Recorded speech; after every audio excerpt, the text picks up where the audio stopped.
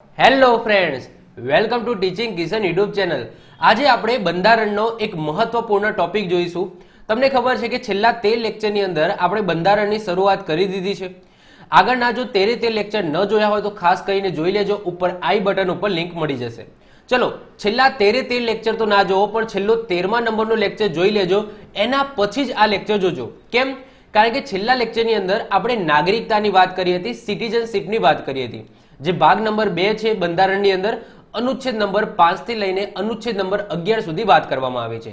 એની અંદર આપણે ઘણી બધી વસ્તુ ડિસ્કસ કરી હતી કે ભાઈ નાગરિકતા કોને કહેવામાં આવે છે, આપણા દેશની અંદર કયા કયા પ્રકારના વ્યક્તિઓ રહે છે। મેં તમને કીધું હતું કે 7 પ્રકારના વ્યક્તિઓ તમને ભારતની અંદર જોવા મળે, પછી એ દેશી હોય, વિદેશી હોય, ઓકે, શત્રુ દેશના વિદેશી હોય, મિત્ર દેશના ગેરકાયદેસર હોય, કાયદેસર હોય, શરણાર્થી હોય, રાજ્યવિહીન વ્યક્તિ હોય। તો આ રીતના આપણે 7 પ્રકારના ભારતની અંદર વ્યક્તિઓ ક્યાંક ને ક્યાંક તમને જોવા મળશે। તો આની આપણે ડીપમાં વાત કરી હતી। એના પછી વાત કરી હતી અનુચ્છેદ નંબર 5, 6, 7, 8, 9, 10 અને 11। એટલે કે તમારો જે ભાગ 2 ની અંદર જે અનુચ્છેદની વાત કરવામાં આવી છે 5 થી લઈને 11, એ ટોટલી આપણે લાસ્ટ લેક્ચરની અંદર કમ્પ્લીટ કરી દીધું હતું। આજના લેક્ચરની અંદર એક મહત્વપૂર્ણ વસ્તુ જોવાની છે, એ છે નાગરિકતા અધિનિયમ 1955। મોસ્ટ આઈએમપી છે, કારણ કે જે નાગરિકતા, જે ભાગ નંબર 2 જે નાગરિકતા આપણે ચેપ્ટર જોઈ ગયા, એની અંદર ડિસ્ક્રાઇબ કરવામાં આવી છે એ બહુ થોડી સાંકડા પ્રમાણમાં છે, મતલબ કે બ્રોડલી નથી એમાં કહેવામાં આવ્યું। તમને ખાલી અનુચ્છેદ 5, 6, 7, 8 માં કહી દીધું ભાઈ કઈ રીતના કયા લોકોને નાગરિકતા મળી જશે, અને 9 ની અંદર કઈ રીતના છીનવાઈ જશે, અને 10 અને 11 એમાં કહી દેવામાં આવ્યું કે ભાઈ સંસદ છે એ સંસદ પાસે સત્તા રહેશે। પણ આ નાગરિકતા એવી વસ્તુ છે કે આની થોડી ખુલ્લીને વાત કરવી પડે।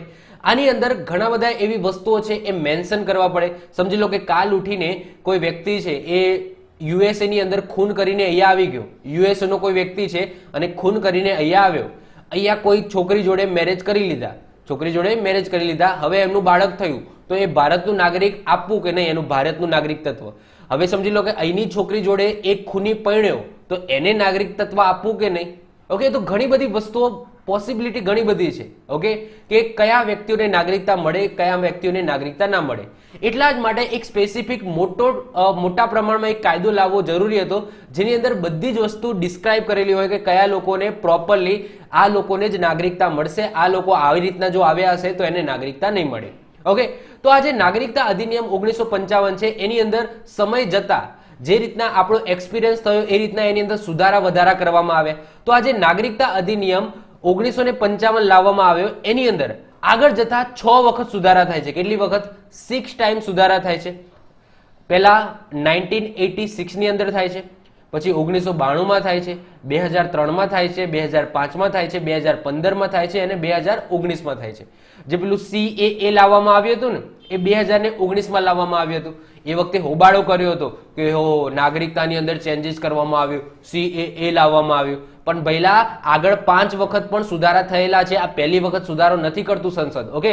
તો સંસદ અત્યાર સુધી જે નાગરિકતા અધિનિયમ 1955 છે એની અંદર 6 વખત સુધારા કરી ચૂક્યા છે। આ જે છે એની વાત આપણે નેક્સ્ટ લેક્ચરની અંદર કરીશું। આજના લેક્ચરની અંદર આપણે આ સમજવાનું છે કે ભાઈ આ નાગરિકતા અધિનિયમ 1955 છે શું। જો આને તમે પ્રોપરલી સમજી જશો તો આ બધી વસ્તુ ઓટોમેટિકલી તમને ખબર પડી જશે। તો આજના લેક્ચરની અંદર નાગરિકતા અધિનિયમ 1955 ની વાત કરીશું। ભાઈ 26મી જાન્યુઆરી 1950 ના દિવસે બંધારણ બની ગયું અને સોંપી પણ દીધું, પણ એની અંદર જે નાગરિકતા ભાગ નંબર 2 જે લાસ્ટ લેક્ચરની અંદર આપણે જોઈ ગયા, એની અંદર પ્રોપર વસ્તુ ડિસ્ક્રાઇબ કરી નથી, ઓકે। એટલા માટે સંસદ છે એ સંસદ એક કાયદો લાવે છે, નાગરિકતા અધિનિયમ 1955, એટલે કે સિટીઝનશીપ એક્ટ 1955। અનુચ્છેદ 11 ની અંદર આપણે જોઈ ગયા હતા કે નાગરિકતા સંબંધિત જેટલી પણ વસ્તુઓ છે એના ઉપર કાયદો બનાવવાની સત્તા માત્ર ને માત્ર સંસદને છે, અને આ સંસદ એને જે શક્તિ આપેલી છે, જે સત્તા આપેલી છે, એના આધાર ઉપર નાગરિકતા અધિનિયમ 1955 છે એ બનાવવામાં આવે છે। જેમાં 26મી જાન્યુઆરી 1950 પછી જન્મેલા કે બહારથી આવેલા લોકોને નાગરિક તત્વ કઈ રીતના મળશે એની વાત કરવામાં આવી છે, ઓકે।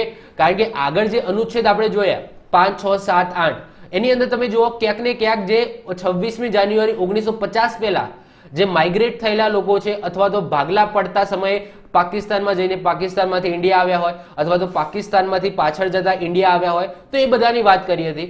પણ હવે 26મી જાન્યુઆરી 1950 આપણું બંધારણ લાગુ થઈ ગયું.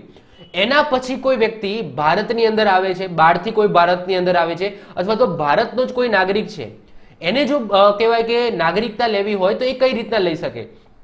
તો એ બધી વસ્તુ આ અધિનિયમની અંદર કહેવામાં આવી છે. તો આ અધિનિયમ મુજબ 5 રીત છે. ઓકે, 5 ટાઈપ છે અથવા તો 5 રીત છે જેનાથી તમે ભારતની નાગરિકતા મેળવી શકો. એ આ અધિનિયમનો કહેવાય પ્રાણ છે. આ બધી વસ્તુ હું તમને ડીપમાં સમજાવીશ. તો 5 રીત છે. ઓકે, ભારતની જો તમારે નાગરિકતા લેવી હોય તો 5 રીતો છે. એ 5 રીતથી તમે ભારતની નાગરિકતા લઈ શકો. ભારતની નાગરિકતા પ્રાપ્ત કરવા માટે કઈ 5 રીતો છે? સૌથી પહેલા તો જન્મ. ઓકે, એને આપણે ડીપમાં ભણીશું હમણાં. વંશાનુક્રમ. ઓકે, તમારો વંશ છે એ ચાલુ આવતો હોય, સમજી લો કે તમે ભલે વિદેશમાં રહેતા હોય પણ તમારો વંશ છે એ ક્યાંક ને ક્યાંક ભારત સાથે સંકળાયેલો હોય એવી વસ્તુ. નોંધણી. નોંધણીનો મતલબ થાય રજીસ્ટ્રેશનથી તમે કરાવી શકો છો. પ્રાકૃતિકરણ એટલે કે નેચરલાઇઝેશનથી પણ એવું તમને સમજાવીશ શું છે. અને નવા પ્રદેશોનું જો જોડાણ થાય છે તો આ રીતના પણ તમને નાગરિકતા મળે છે. તો આ 5 વસ્તુ છે, આ 5 રીત છે જેનાથી તમે ભારતની નાગરિકતા મેળવી શકો છો. વન બાય વન એક એક કરીને આપણે સમજીએ. સૌથી પહેલા વાત કરીએ ભાઈ જન્મ. જન્મ. હવે ઘણા બધા લોકો મેં વિડીયો જોયો તો આ બધા કન્ફ્યુઝ કરી નાખે છે. આ જન્મ એક સિમ્પલ વસ્તુ છે કે ભાઈ જન્મથી તમે ભારતની નાગરિકતા કઈ રીતના મેળવી શકો છો. પણ આની અંદર આ જન્મ છે એની અંદર પણ ક્યાંક ને ક્યાંક સમય જતા જતા શું કરવામાં આવે છે? સુધારા કરવામાં આવે. હવે જન્મ આધારિત નાગરિકતાની અંદર ઓકે પહેલા જે વસ્તુ ઇન્ટ્રોડ્યુસ કરવામાં આવી હતી એમાં 26મી જાન્યુઆરી 1950 થી લઈને 1 જુલાઈ 1987 સુધી એવું હતું કે જો કોઈ બાળકનો જન્મ ભારતની અંદર થાય છે તો એને નાગરિકતા મળશે. ઓકે, પહેલા શું હતું? જ્યારે કાયદો લાવવામાં આવ્યો 1955 ની અંદર તો એની અંદર એવું લખવામાં આવ્યું, આજે કાયદો લાવવામાં આવે ને નાગરિકતા અધિનિયમ 1955, એની અંદર જન્મની અંદર ખાલી એટલું લખ્યું હતું કે જો કોઈ વ્યક્તિ 26મી જાન્યુઆરી 1950 પછી જન્મેલો હોય, 26મી જાન્યુઆરી 1950 પછી જન્મેલો હોય ભારતની અંદર, ઓકે, તો એના માતા પિતાનું વિચારવાનું નહીં એ કોણ છે, ક્યાંથી છે, બસ એનો જન્મ જો ભારતની અંદર થયેલો છે તો એને ભારતની નાગરિકતા મળશે. આવું 1955 ના અધિનિયમની અંદર છે. હવે આ જ અધિનિયમની અંદર 1987 ની અંદર સુધારો કરવામાં આવે છે. ક્યારે? 1 જુલાઈ 1987 ની અંદર સુધારો કરવામાં આવે છે. આજે અધિનિયમ મેં કીધું કે ભાઈ બાળક જ્યારે જો સમજી લો કે એના મમ્મી પપ્પા ગમે તે દેશના હોય, જો એનો જન્મ ભારતની અંદર થયો, ઓકે, એટલે કે સમજી લો કોઈ કપલ છે એ વિદેશથી અહીંયા ફરવા આવ્યું અને એને બાળકનો જન્મ ભારતની અંદર આપ્યો તો એ બાળકને ભારતની નાગરિકતા મળી જશે. આવું 1955 ના અધિનિયમમાં હતું.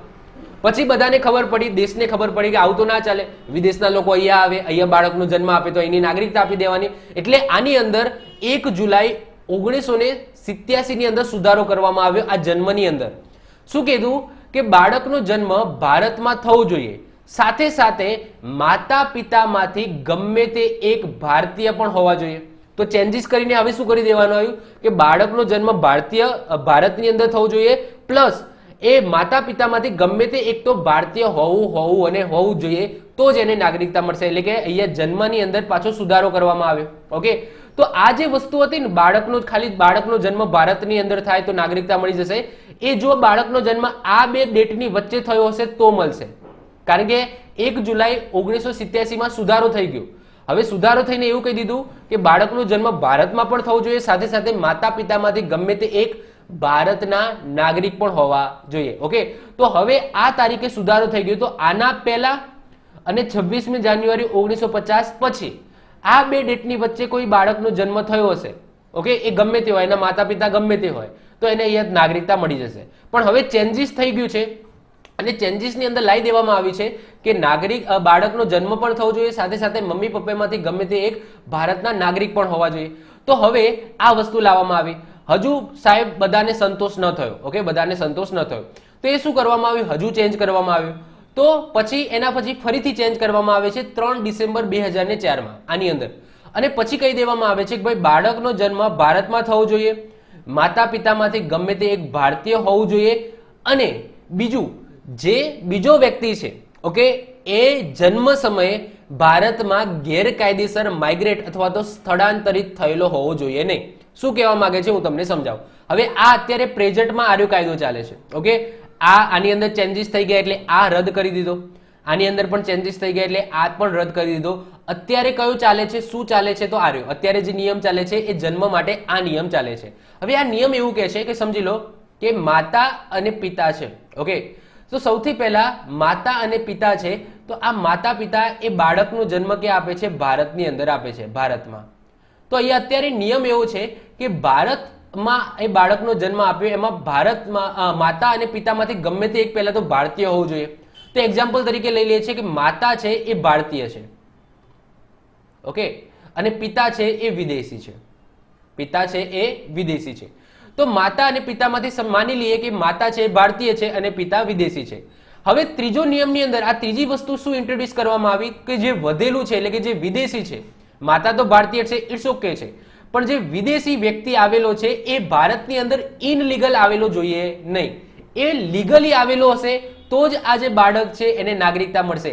જો એ વધેલો જે વ્યક્તિ છે મતલબ કે માતા કે પિતા જે વિદેશથી આવેલા છે, ઓકે, માતા હોય કાં તો પિતા હોય જે વિદેશથી આવેલા છે, તો એ ભારતની અંદર ઇનલીગલ આવેલો હોવો જોઈએ નહીં. તો એ જ લખેલું છે કે બીજું વ્યક્તિ, ઓકે, બીજું વ્યક્તિ જન્મ સમયે ભારતમાં ગેરકાયદેસર રીતે સ્થળાંતરિત થયેલો હોવો જોઈએ નહીં. તો અત્યારે જે નિયમ છે ને એ આર્યો નિયમ છે. ઓકે, તો જો અહીંયા તમારે યાદ શું રાખવાનું? તમને એવું થાય કે સાહેબ યાદ શું રાખવાનું? તો આ યાદ રાખવાનું ત્રીજું. આ બે વસ્તુને ભૂલી જવાનું. આ બે વસ્તુને એટલા માટે ભૂલી જવાનું કારણ કે આ બે વસ્તુ અત્યારે એક્ઝિસ્ટ કરતી નથી. અત્યારે જે નિયમ ચાલે છે એ આ નિયમ ચાલે છે. મતલબ કે આ જન્મ વખતે સ્ટાર્ટિંગમાં જ્યારે આ કાયદો બનાવવામાં આવ્યો કે જન્મથી કઈ રીતના નાગરિકતા મળશે, એમાં સૌથી પહેલા આ ઇન્ટ્રોડ્યુસ કરવામાં આવ્યું, એના પછી ચેન્જીસ કરીને આ કરવામાં આવ્યું, પછી એના પછી છેલ્લે ચેન્જીસ કરીને આ કરવામાં આવ્યું. તો અત્યારે આર્યુ લીગલી છે, મતલબ કે આર્યુ અત્યારે ચાલે છે, તો આપણે આને યાદ રાખીશું. પણ આખી પ્રોસેસ કઈ રીતના હતી એ મારે તમારે સમજાવવાની જરૂર છે, એટલા માટે મેં તમને આખી પ્રોસેસ સમજાવી. ક્લિયર? તો ફરીથી રિપીટ કરું છું. સૌથી પહેલા જ્યારે 1955 નો કાયદો આવે એની અંદર લખી હતું કે ભાઈ 26મી જાન્યુઆરી 1950 પછી જે પણ બાળકો ભારતની અંદર જન્મશે, ઓકે, તો એને નાગરિકતા મળી જશે. એની અંદર કોઈ ક્લિયરિફાય કરેલું નથી કે ભાઈ માતા કે પિતા ભારતીય હોવા જોઈએ. એના પછી ચેન્જીસ કરવામાં આવ્યો ક્યારે? 1 જુલાઈ 1987. એના અંદર ચેન્જીસ કરીને કીધું કે ભાઈ ભારતની અંદર જન્મ પણ થવો જોઈએ, સાથે સાથે માતા પિતામાંથી ગમે તે એક છે એ ભારતીય હોવા જોઈએ, તો જ નાગરિકતા મળશે. ચલો, હજુ સંતોષ ના થયો એટલે કે 3 ડિસેમ્બર 2004 ફરીથી સુધારો કરવામાં આવ્યો અને એની અંદર બીજી એક કન્ડિશન મૂકવામાં આવી કે ભાઈ બાળકનો જન્મ ભારતની અંદર પણ થવો જોઈએ, સાથે સાથે માતા પિતામાંથી ગમે તે એક ભારતીય હોવા જોઈએ અને જે બાકી વધેલું જે વ્યક્તિ છે એ ભારતની અંદર ઇનલીગલ આવેલો હોવો જોઈએ નહીં. જો આ ત્રણ વસ્તુ સેટિસ્ફાય થાય તો તમને જન્મના આધારે ભારતની નાગરિકતા મળી જશે. ક્લિયર? તો આ જન્મ છે. ક્લિયર? તો આઈ હોપ સો આ વસ્તુ ક્લિયર થઈ ગઈ હશે. ઓકે, કે અત્યારે શું છે, ભારતની અંદર જન્મ થાય, મમ્મી પપ્પામાંથી ગમે તે એક ભારતીય હોય અને જે બાકી વધેલું જે વ્યક્તિ છે એ ઇનલીગલ એટલે કે વિદેશથી ઇનલીગલ આવેલો હોવો જોઈએ નહીં. ઓકે, જો આટલું થાય તો તમને ભારતની નાગરિકતા મળી જશે જન્મના આધાર ઉપર. સાહેબ અહીંયા પણ શું કોઈ અપવાદ છે? તો યસ, અપવાદ ઘણા બધા છે. જો અપવાદની અંદર શું છે કે આ સિવાય, આ તો ચલો કન્ડિશન છે, પણ એવા અમુક એવા અપવાદ હોય જેમાં તમને નાગરિકતા ના મળે. એ કયા અપવાદ છે? આ સિવાય વિદેશના રાષ્ટ્રીય કર્મચારીઓના બાળકો અહીં જન્મે તો એને લાગુ નહીં થાય. એક્ઝામ્પલ તરીકે વાત કરું કે આપણે અહીંયા સ્ટેચ્યુ ઓફ યુનિટી બનાવી છે. હવે સ્ટેચ્યુ ઓફ યુનિટી બનાવવા માટે સમજી લો કે આપણે કર્મચારીઓ અથવા તો મજૂરો છે એ આપણે બીજા દેશમાંથી લાવે. એક્ઝામ્પલ તરીકે લઈએ, પાકિસ્તાનમાં બેરોજગારી છે તો પાકિસ્તાનમાંથી આપણે મજૂરો મંગાવ્યા. ઓકે, તો પાકિસ્તાનમાંથી મજૂરો આવ્યા અને અહીંયા બાળકનો જન્મ આપે છે, મતલબ કે અહીંયા જે કરે છે સ્ટેચ્યુ ઓફ યુનિટી બનાવતા અને બાળકનો જન્મ થાય છે, તો શું એને આપણે નાગરિકતા આપી દઈશું કારણ કે એ ભારતના છે? તો ના. તો તમે જુઓ કે કર્મચારીઓ છે એ ભલે લીગલી આવ્યા હોય ભારતની અંદર, પણ અહીંયા આવીને સમજી લો કોઈ ભારતીય સાથે સંબંધ બનાવે છે અને એમના બાળકનો જન્મ થાય છે તો એને નાગરિકતા નહીં મળે. તો રાષ્ટ્રીય કર્મચારીઓના જે બાળકો છે, ઓકે, એને નાગરિકતા નહીં મળે. બાળકના જન્મ સમયે માતા પિતા વિદેશી શત્રુ હોય અને જો તે ભારતમાં આવીને બાળકનો જન્મ આપે છે તો એ પણ લાગુ નહીં પડે. એક્ઝામ્પલ તરીકે વાત કરીએ કે કોઈ છોકરો છે, એ છોકરો યુએસએ ની અંદર ખૂન કરીને આવે છે, યુએસએ નો નાગરિક છે અને યુએસએ ની અંદર ખૂન કરીને ત્યાંથી ભાગી આવ્યો છે, તો એ યુએસએ નો શત્રુ છે. હવે ઇન્ડિયાની અંદર આવીને સમજી લો, ઇન્ડિયાની અંદર આવીને કોઈ છોકરી જોડે પ્રેમ સંબંધ બાંધે છે અને બાળકને જન્મ આપે છે, તો એવા બાળકને પણ નાગરિકતા નહીં મળે જો વિદેશનો શત્રુ છે, કારણ કે એના પિતા છે એ વિદેશના શત્રુ છે, વિદેશની અંદર કંઈક ગુનો કરીને આવ્યા છે, તો એને નાગરિકતા નહીં મળે. શત્રુ દેશના બાળકનો જન્મ દ્વારા નાગરિકતા નહીં મેળવી શકાય. ઓકે, શત્રુ દેશના બાળકો છે એ અહીંયા જન્મશે તો પણ નાગરિકતા નહીં મળી શકાય. જેમ કે ચાઇના છે એ આપણો શત્રુ દેશ છે, પાકિસ્તાન છે એ આપણો શત્રુ દેશ છે, પછી બીજા ઘણા બધા હશે. તો એમાંથી જો કોઈ વ્યક્તિ અહીંયા આવી જશે, ઓકે, અને બાળકનો જન્મ આપશે, ભલે લીગલી આવ્યો હોય, ઓકે, એ વ્યક્તિ ભલે લીગલી અહીંયા આવ્યો હોય અને બાળકનો જન્મ આપશે તો પણ એને નાગરિકતા નહીં મળે, કારણ કે એનો જે દેશ છે એ ભારત સાથે શત્રુ તરફ છે. આગળ વાત કરીએ ભારતના ફરજ બજાવતા વિદેશી રાજદૂતોના બાળકોને પણ નાગરિકતા નહીં મળે. અહીંયા વાત થાય છે એમ્બેસીની, એટલે કે તમે સિમ્પલ વસ્તુ છે, ભારતની અંદર ઘણા બધા દેશોની એમ્બેસી છે, બધા દેશોની અંદર એમ્બેસી હોય, જેમ કે યુએસએની એમ્બેસી જોવા મળશે, કેનેડાની એમ્બેસી જોવા મળશે, બધા દેશની ભારતની અંદર એમ્બેસી તમને જોવા મળશે, જેને દૂતાવાસ કહેવામાં આવે છે. શું કહેવામાં આવે? દૂતાવાસ. તો એના જે ડિપ્લોમેટ છે એ અહીંયા ઇન્ડિયાની અંદર રહે છે અને અહીંયા કંઈક કૃત્ય કરે છે અને એનાથી બાળકનો જન્મ થાય છે, તો એવા બાળકોને પણ શું કહેવાય? નાગરિકતા નહીં મળે, કારણ કે એ અત્યારે ભારતના નાગરિક નથી. એ જ રીતના આપણા પણ ડિપ્લોમેટ્સ બીજા દેશની અંદર હોય, ઓકે, જે તમને એમ્બેસી તો ખબર જ હશે, દૂતાવાસ તો તમને ખબર જ હશે, ઓકે. તો આ વસ્તુ સિમ્પલ છે. તો એમના જે બાળકોનો જન્મ થાય છે, એટલે કે અહીંયા રહે છે અને અહીંયા બાળકનો જન્મ થાય છે, તો એવા બાળકોને નાગરિકતા મળશે નહીં. તો આ અપવાદ છે, ઓકે. તો જન્મના આધારે આ બધી અપવાદો છે. તો સિમ્પલ વસ્તુ છે કે જન્મના આધારે જો તમારે નાગરિકતા લેવી હોય તો આ જે કન્ડિશન છે એ ફૂલફિલ થવી જોઈએ. ચલો આગળ વાત કરીએ વંશના આધારે, એટલે કે બાય ડિસેન્ટ. વંશના આધારે તમને કઈ રીતના નાગરિકતા મળશે? હવે વંશના આધારે પણ સમય જતા ચેન્જીસ થયા છે. સૌથી પહેલા જે 1955 નો જે કાયદો લાવવામાં આવ્યો એની અંદર એવું કહેવામાં આવ્યું કે 26મી જાન્યુઆરી 1950 પછી, ઓકે, વિદેશની અંદર જન્મ લીધો હોય પણ એના પિતા છે એ ભારતીય હોય, ઓકે, તો એને નાગરિકતા આપવામાં આવશે. જે 1955 નો જે કાયદો છે એની અંદર શું લખવામાં આવ્યું હતું કે ભાઈ 26મી જાન્યુઆરી 1950, ઓકે, એ પછી ભારતની બહાર એટલે કે વિદેશમાં એ બાળકનો જન્મ થયો હોય પણ એના પિતા છે એ ભારતીય મૂળના હોય, એટલે કે સમજી લો કે હું વિદેશમાં જઉં છું, હું ભારતીય છું, ભારતીય મૂળનો છું, હું વિદેશમાં જઉં છું અને વિદેશમાં જઈને કોઈ વિદેશી કોઈ મહિલા સાથે પ્રેમ કરું છું અને મારા બાળકનો જન્મ થાય છે, તો હું વંશ દ્વારા બાય ડિસેન્ટ હું એને ભારતની નાગરિકતા અપાવી શકું છું મારા બાળકને. ક્લિયર? આવો નિયમ ક્યાં હતો? 1955 ના અધિનિયમમાં હતો. પછી થોડી મજા ના આવી એટલે 10 ડિસેમ્બર 1992 માં ચેન્જ કરવામાં આવ્યો. તો 10 ડિસેમ્બર 1992 માં એવું કહી દેવામાં આવ્યું તો વિદેશની અંદર જન્મ થાય સાથે સાથે માતા અથવા પિતા ગમે તે એક ભારતીય હોવા જોઈએ. પહેલા શું હતું? ખાલી પિતા ભારતીય હોય તો જ મળતી હતી, ઓકે, પિતા ભારતીય હોય તો જ નાગરિકતા બાય ડિસેન્ટ મળતી હતી. પણ પછી ચેન્જ કરીને શું કહેવામાં આવ્યું કે વિદેશમાં જન્મ થાય અને માતા અથવા પિતા બંનેમાંથી ગમે તે એક ભારતીય હશે તો પણ નાગરિકતા મળી જશે. હજુ સેટિસ્ફાઈ ના થયા એટલે કે 3 ડિસેમ્બર 2004 માં ફરીથી સુધારો કરવામાં આવ્યો અને હવે સુધારાની અંદર કહી દીધું કે વિદેશમાં જન્મ થાય, માતા અથવા પિતા બંનેમાંથી ગમે તે એક ભારતીય હોવા જોઈએ, સાથે સાથે 1 વર્ષની અંદર ભારતીય દૂતાવાસ એટલે કે ભારતીય એમ્બેસીની અંદર જન્મની નોંધણી પણ કરાવવી પડે. શું કીધું? જુઓ, આ વસ્તુ તમારે યાદ રાખવાની છે, આ બે વસ્તુ ભૂલી જવાની છે, કારણ કે આની અંદર ચેન્જીસ થઈને છેલ્લે તો આ કરવામાં આવે છે, ઓકે.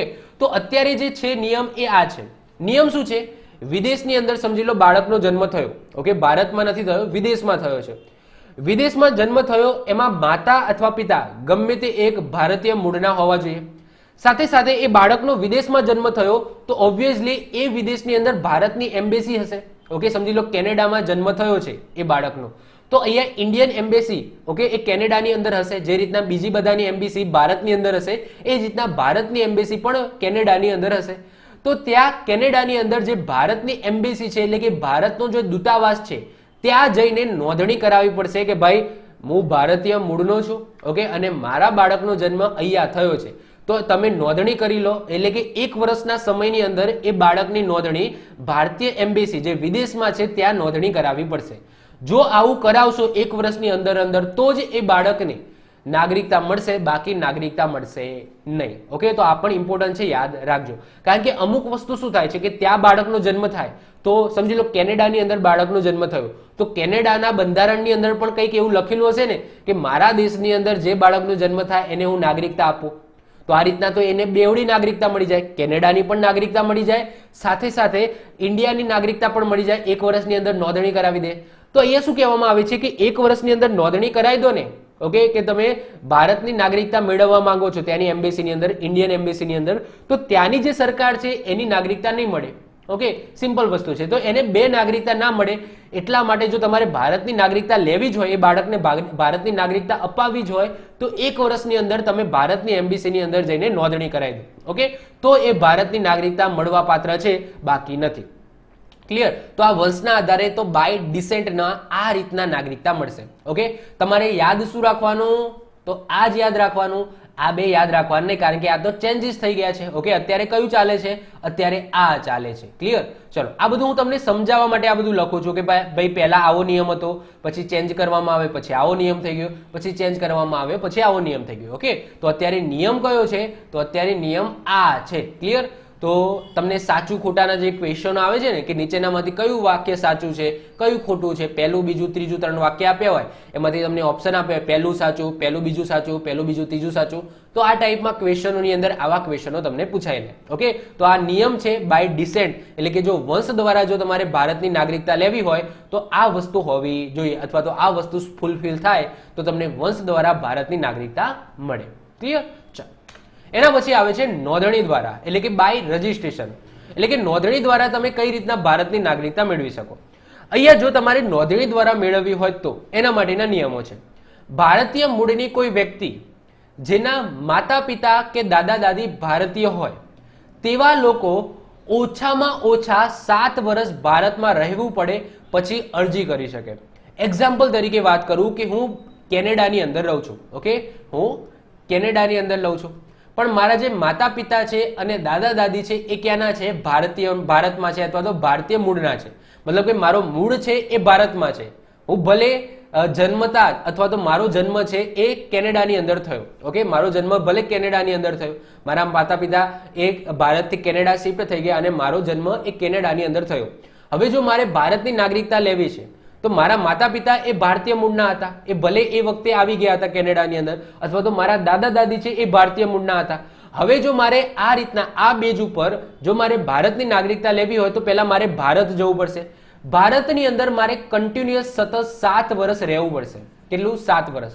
હું ભારતની અંદર 7 વર્ષ હું રહીશ, એના પછી હું અરજી કરીશ કે મારે ભારતની નાગરિકતા લેવી છે, તો જ મને ભારતની નાગરિકતા મળશે. ઓકે, એટલે કે ટૂંકમાં મારે 7 વર્ષ ભારતની અંદર રહેવું પડશે. 7 વર્ષ રહીને પછી હું એપ્લાય કરું છું ભારતની નાગરિકતા માટે. ઓકે, તો એના પછી જ અરજી થઈ શકશે. ક્યારે? 7 વર્ષ હું ભારતની અંદર રહીશ પછી. બીજું શું કન્ડિશન છે? હવે એક્ઝામ્પલ તરીકે આ વસ્તુ અત્યારે બહુ ફેમસ છે. ભારતીય પુરુષ સાથે વિવાહ કરનારી વિદેશી સ્ત્રી અથવા તો ભારતીય મહિલા સાથે વિવાહ કરનારો પુરુષ, ઓકે, જો એને ભારતની નાગરિકતા લેવી હોય તો એના માટે શું કન્ડિશન છે? સિમ્પલ વસ્તુ કે હું અહીંયાથી સમજી લો યુએસએ જઉં છું. ઓકે, હું અહીંયાથી યુએસએ જઉં છું. યુએસએમાં યુએસએની એક છોકરી છે, મને ગમી જાય છે, તો હું ત્યાં લગ્ન કરી દઉં છું. હવે લગ્ન કરીને હું યુએસએથી એને અહીંયા પાછી લાવું છું. ઓકે, યુએસએ, હું અહીંયાથી યુએસએ જઉં છું, યુએસએમાં કોઈ છોકરી મને ગમી જાય છે, એના સાથે લગ્ન કરું છું.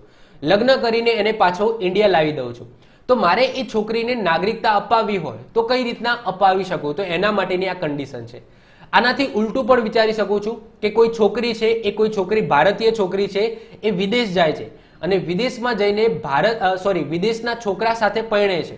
ઓકે, અને એને લઈને ઓકે અહીંયા ઇન્ડિયા આવે છે, તો એ છોકરાને નાગરિકતા કઈ રીતના મળશે? એક્ઝામ્પલ તરીકે આપણે પ્રિયંકા ચોપડાનું લઈ લો ને યાર. પ્રિયંકા ચોપડાનું ઉદાહરણ બેસ્ટ છે. પ્રિયંકા ચોપડા છે, ઓકે, એ ભારતની છે. ઓકે, ભારતની છે અને કોના જોડે લગ્ન કરે છે? વિદેશી છોકરા નિક સાથે લગ્ન કરે છે. ઓકે, નિક સાથે લગ્ન કર્યા છે એમને, જે વિદેશી છે, અને પ્રિયંકા ચોપડા એ ભારતની છે. હવે સમજી લો કે નિક અને પ્રિયંકા ચોપડા છે એવું વિચારે છે કે આપણે ભારતની અંદર રહીશું, વિદેશમાં નથી રહેવું, આપણે ભારત જઈને ભારતમાં રહીશું. તો નિક અને પ્રિયંકા છે કે આવી જાય છે ભારતની અંદર, આવી જાય છે કે આવી જાય છે ભારતની અંદર. તો આ નિક છે એને ભારતની નાગરિકતા કઈ રીતના મળશે? તો એના માટે કન્ડિશન છે કે ભારતની બંધારણની અંદર 22 માન્ય ભાષાઓ છે. તો 22 માંથી ગમે તે એક આ નિકને આવડતી હોવી જોઈએ. ઓકે, 22 ભાષાઓ છે, એમાંથી ગમે તે એક આવડતી હોવી જોઈએ. સાથે સાથે 7 વર્ષ ભારતમાં રહીને અરજી કરવી પડશે. મતલબ કે નિક અને પ્રિયંકાને સતત 7 વર્ષ ભારતની અંદર રહેવું પડશે અને સતત 7 વર્ષ ભારતની અંદર રહેશે. નિકને જો 22 માંથી ગમે તે એક ભાષા શીખવી પડશે, નહીં આવડતી હોય, 22 માંથી એક નહીં આવડતી હોય તો એક ભાષા શીખવી પડશે. એના પછી અરજી કરી શકશે અને એના પછી એમને નાગરિકતા મળશે. ક્લિયર? તો આ નિયમ છે કે તમે વિદેશમાં જાઓ, ઓકે, અને વિદેશની કોઈ સ્ત્રી અથવા તો પુરુષ સાથે પરણો અને ભારતમાં એની જો નાગરિકતા સ્વીકારવી હોય તો તમારે ભારતમાં આવવું પડશે. એ જે વિદેશી છે એને 22 માંથી ગમે તે એક ભાષા આવડવી જોઈએ અને એને 7 વર્ષ એટલે કે બંને જણા 7 વર્ષ જો કન્ટિન્યુઅસ ભારતની અંદર રહેશે તો એના પછી નાગરિકતા માટે એપ્લાય કરવું પડશે. આગળ વાત કરીએ કોમનવેલ્થ દેશો.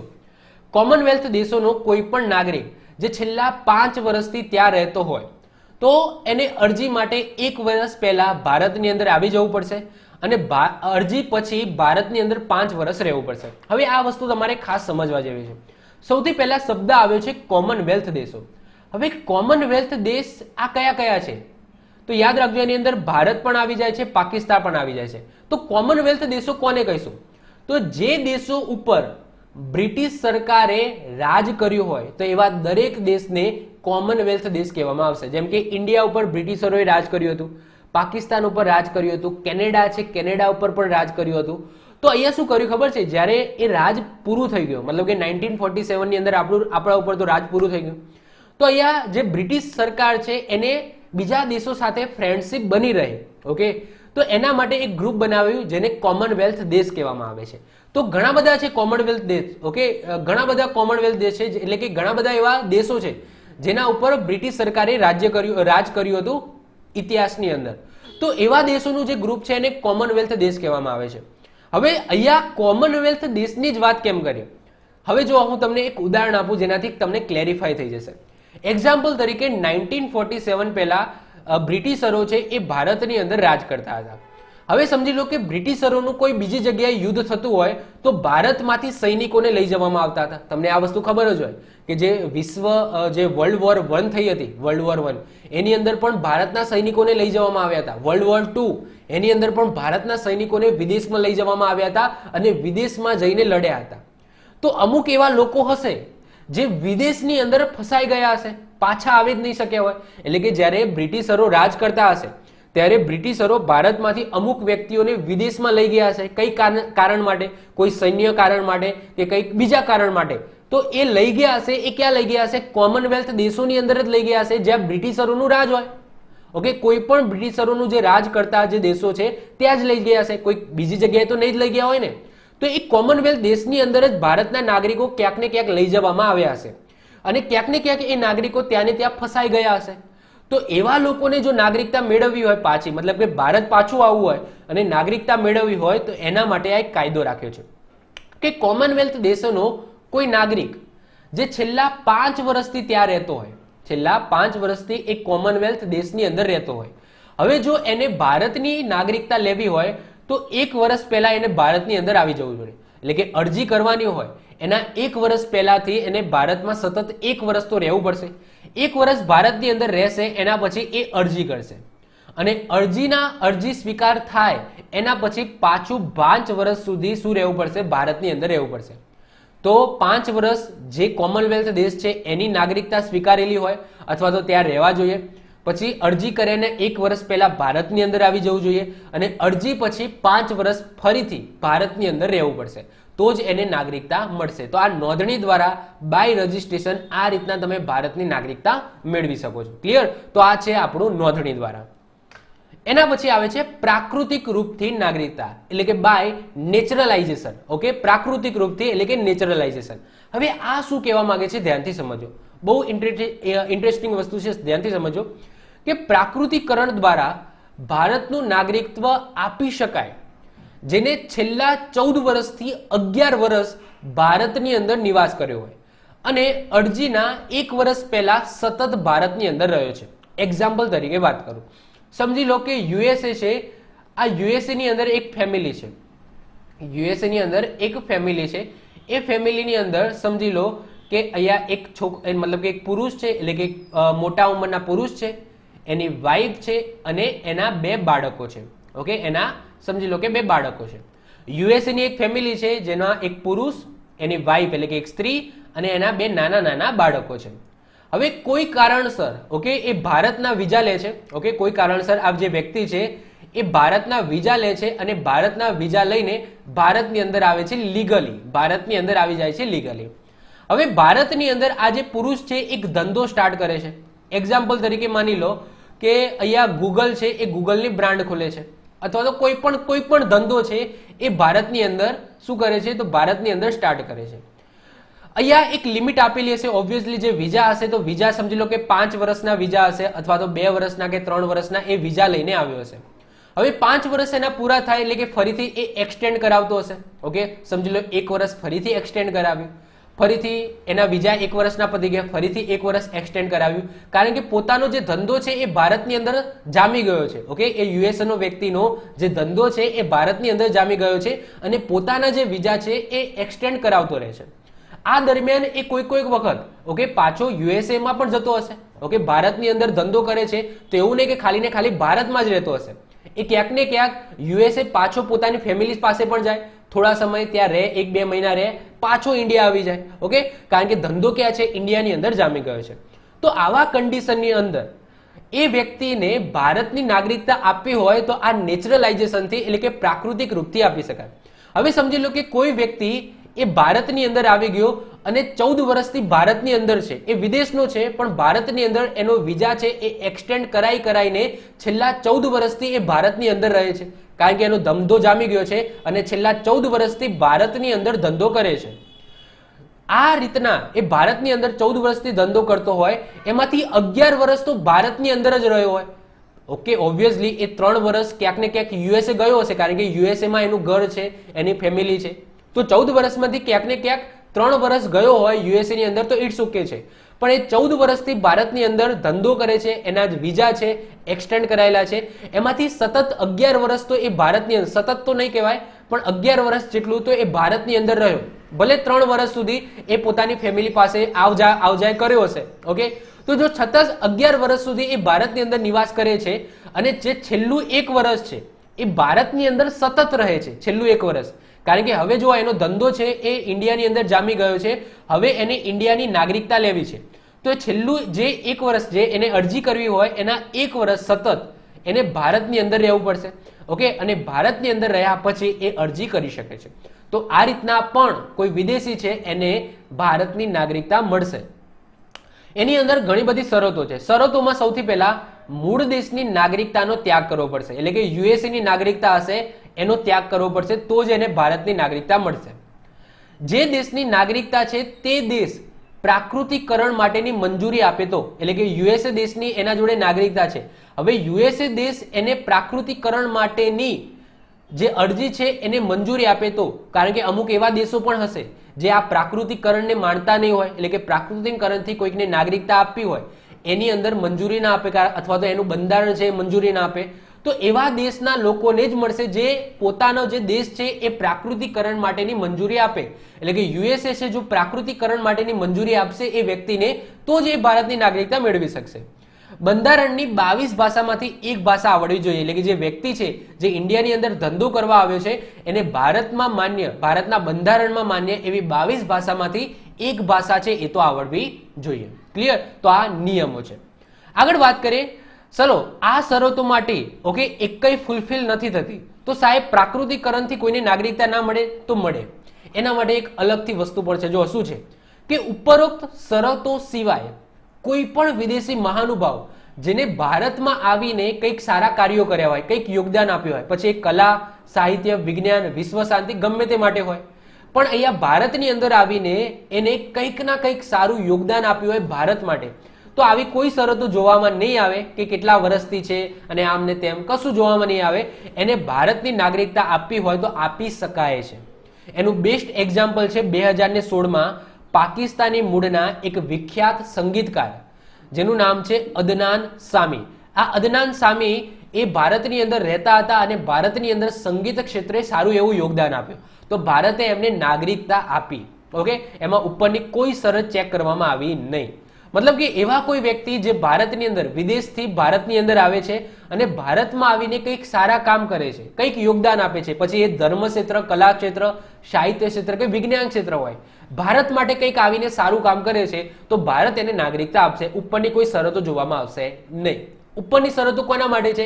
કોઈ સામાન્ય વ્યક્તિ જે છેલ્લા ઘણા બધા સમયથી ભારતની અંદર રહે છે, ભારતની અંદર ધંધો કરે છે અને 14 વર્ષથી સમજી લો ભારતની અંદર છે અને એમાંથી 11 વર્ષ તો ભારતની અંદર રહેલો હોય 14 માંથી. ઓકે, અને છેલ્લું 1 વર્ષ જો ભારતમાં રહીને એ અરજી કરશે તો એને પણ પ્રાકૃતિક રૂપથી નાગરિકતા મળી જશે. ઓકે, તો આ છે પ્રાકૃતિક રૂપથી નાગરિકતા. છેલ્લું જોઈએ પ્રદેશના સમાવેશ દ્વારા, એટલે કે બાય ઇનકોર્પોરેશન ઓફ ટેરિટરી. તો જો કોઈ વિદેશના ક્ષેત્ર ભારતનો ભાગ બને છે તો તે પ્રદેશના નાગરિકો આપમેળે ભારતના નાગરિકો બની જશે. એક્ઝામ્પલ તરીકે વાત કરીએ છીએ કે કાલ ઉઠીને ભારત છે એ પાકિસ્તાન ઉપર હુમલો કરે અને આખે આખું પાકિસ્તાન છે એને કબજાવી લે. ઓકે, એ આખે આખું પાકિસ્તાન છે એ ભારતની અંદર ભેળવી દે તો પાકિસ્તાનના નાગરિકો છે એ ભારતના નાગરિકો બની જશે. એટલે કે ભારતનું નાગરિક તત્વ એ પાકિસ્તાનના લોકોને મળી જશે. ઓકે, સિમ્પલ છે. કાલ ઉઠીને શ્રીલંકા છે એ શ્રીલંકા ઉપર ભારત હુમલો કરે છે અને શ્રીલંકા આખા શ્રીલંકાને ભારતની અંદર ભેળવી દે છે તો શ્રીલંકાના જેટલા પણ લોકો છે એમને ભારતની નાગરિકતા મળી જશે. આવા ઉદાહરણ ઘણા બધા છે, જેમ કે 1961ની ગોવા આપણે કબજે કર્યું હતું. ગોવા એ આપણું જ હતું, એમાં પોર્ટુગીઝો રહેતા હતા. દીવ દમણ છે અને ગોવા છે એમાં કોણ રહેતું હતું? પોર્ટુગીઝો રહેતા હતા. તો આપણે પોર્ટુગીઝોને હટાવ્યા અને એ ગોવા દીવ દમણને ભારતની અંદર સામેલ કરી દીધા. ઓકે, તો એના જે રહેવાસી છે ગોવાના, દીવ દમણના, તો એ ઓટોમેટિક એમને ભારતની નાગરિકતા મળી જશે. એ જ રીતના સિક્કિમના કિસ્સાની અંદર 1975 ની અંદર એ ભારતની અંદર ભેળવી દીધું તો સિક્કિમમાં રહેતા જે લોકો છે એ પણ ઓકે ભારતના નાગરિક બની જશે. ઓકે, તો બાય પ્રદેશ સમાવેશ દ્વારા, એટલે કે ઇનકોર્પોરેટ ઓફ ટેરિટરી, સિમ્પલ વસ્તુ છે કે કોઈ પ્રદેશ છે એ ભારતની અંદર જોડાય છે તો એ પ્રદેશ ઉપર જેટલી પણ સંખ્યા રહે છે, વસ્તી રહે છે, એમને ઓટોમેટિક ભારતની નાગરિકતા મળી જશે. આ 5મા નંબરમાં કહેવામાં આવ્યું છે. તો આજના લેક્ચરની અંદર મતલબ કે હજુ બાકી છે, 5 રીત છે. ઓકે, મેં તમને 5 રીત કીધી કે 1955 ની અંદર એવા 5 રીતો આપવામાં આવી છે જેનાથી તમે ભારતની નાગરિકતા મેળવી શકો. જન્મ, વંશ, નોંધણી, પ્રાકૃતિક રૂપથી અને પ્રદેશના સમાવેશ દ્વારા. ક્લિયર? એની અંદર પણ ઘણી બધી શરતો છે, ઘણી બધી કન્ડિશન છે, મેં તમને ડીપમાં સમજાવી દીધી. ઓકે, વંશ દ્વારા અને જન્મ દ્વારા એમાં સમયાંતરે ફેરફાર થયા છે. એટલે કે જન્મ છે એમાં 3 ડિસેમ્બર 2004 પછી જે નિયમ લાવવામાં આવ્યો એ અત્યારે ચાલુ છે. ઓકે, અને વંશ છે, વંશની અંદર પણ 3 ડિસેમ્બર 2004 પછી જે નિયમ લાવવામાં આવ્યો એ અત્યારે ચાલુ છે. હવે આપણે વાત કરીશું કે ભારતની નાગરિકતા સમાપ્તિ ક્યારે થાય, મતલબ કે લોસ ઓફ ઇન્ડિયન સિટીઝનશીપ. અત્યાર સુધી આપણે 5 વસ્તુની અંદર જોઈએ કે ભારતની નાગરિકતા કઈ રીતના મળે.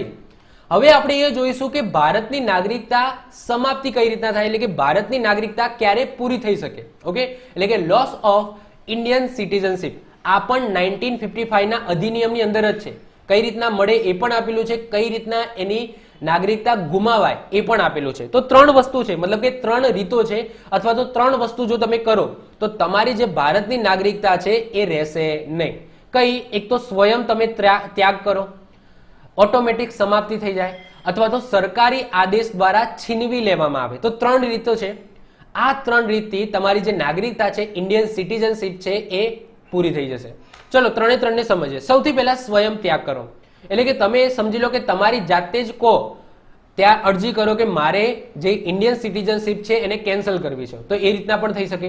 તો ભારતનો કોઈ ભારતીય નાગરિક છે જે અરજી પત્ર દ્વારા ભારતીય નાગરિકતાનો ત્યાગ કરે તો નોંધણી બાદ તેની નાગરિકતા છે એ ગુમાવે છે. મતલબ કે સમજી લો હું ઇન્ડિયન સિટીઝન છું, કાલ ઉઠીને મારે ઇન્ડિયન સિટીઝનશીપ કેન્સલ કરાવી હોય, કોઈ પણ કારણ હોઈ શકે, તો હું અરજી કરીશ. ઓકે, અને અરજી પછી જો મારી અરજી માન્ય થઈ જાય, એટલે કે નોંધણી થઈ જાય, તો મારી જે સિટીઝનશીપ છે એ ત્યાંથી કેન્સલ ભારતની. એના પછી સમાપ્તિ. સમાપ્તિની અંદર એવું લખ્યું છે કે તમે બીજા દેશમાં જાઓ અને બીજા દેશની નાગરિકતા સ્વીકારી લો તો ઓટોમેટિક ભારતની નાગરિકતા છે એ પૂરી થઈ જશે. તો જો કોઈ વ્યક્તિ બીજા દેશની નાગરિકતા સ્વીકારે તો ઓટોમેટિક ભારતની નાગરિકતા છે એ સમાપ્ત થઈ જશે. કારણ કે આપણો ભારત છે એ એકલ નાગરિક તત્વ ધરાવે છે, મતલબ કે વન સિટીઝનશીપ ધરાવે છે કે તમારા જોડે કોઈ પણ ભારતનો નાગરિક છે એના જોડે પૂર્ણપણે એક જ સભ્યતા અથવા તો એક જ સિટીઝનશીપ હોવી જોઈએ. ક્લિયર? તો તમે બીજા દેશની સ્વીકારો તો ઓટોમેટિક ભારતની કેન્સલ થઈ જાય. ત્રીજા નંબરે સરકારી આદેશ દ્વારા વંચિત કરવું.